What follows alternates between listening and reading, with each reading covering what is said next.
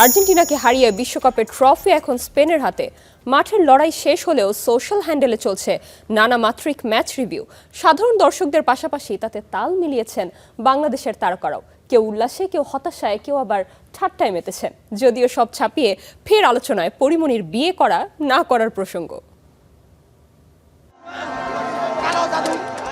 2026 বিশ্বকাপ জিতে শেষ হাসিটা হাসল স্পেন। মাঠের উত্তাপ ছড়িয়ে পড়েছে বাংলাদেশের বিনোদন অঙ্গনেও।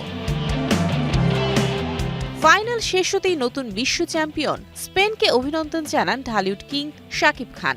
নিজের সোশ্যাল হ্যান্ডেলে শুভেচ্ছা বার্তা দেন তিনি। অন্যদিকে বিশ্বকাপ জয়ের উন্মাদনার মাঝেই ভিন্ন আমেজে ছিলেন চিত্রনায়িকা শবনম বুবলি। হলিউড তারকা টম ক্রুজের একটি ভিডিও পোস্ট করে ক্যাপশনে লেখেন, a Hollywood icon. Well played Argentina. এই কথাটা বলতে পারতেছি না বিকজ ওয়েল প্লেড না আসলে the deserving team won, Spain. স্পেনের জয়ে সবচেয়ে বেশি উচ্ছ্বাস করতে দেখা গেছে অভিনেতা সিয়াম আহমেদকে। ভিডিও পোস্ট করে উদযাপনের পাশাপাশি চির প্রতিদ্বন্দ্বী আর্জেন্টিনাকেও খোঁচা দিতে ভোলেননি তিনি। এদিকে অভিনেত্রী মাসুমা রহমান নাবিলা লিখেছেন, আবারও ইউরোপেই ফিরল ওয়ার্ল্ড কাপ। আর দুই ছেলেকে সঙ্গে নিয়ে স্পেনের ঐতিহাসিক জয় উদযাপন করেছেন মডেল শায়না। ফুটবল মানেই খুনসুটি আর ট্রল, আর সেই তালিকায় ছিলেন উপস্থাপক ও অভিনেতা শাহরিয়ার নাজিম জয়। ফাইনাল শেষে নিজের ফেসবুক পেজে দিয়েছেন একটি রসাত্মক স্ট্যাটাস। অন্যদিকে আর্জেন্টিনার হারের পরও আতশবাজি ফুটিয়ে উদযাপন করেছেন অভিনেত্রী কেয়া পায়েল। তার ভাষায়, হারার মাঝেই শেষ হলো এবারের বিশ্বকাপ।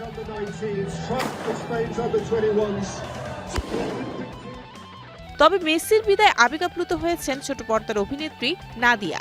এক আবেগঘন পোস্টে ফুটবল জাদুকরের প্রতি ভালোবাসা প্রকাশ করেন তিনি।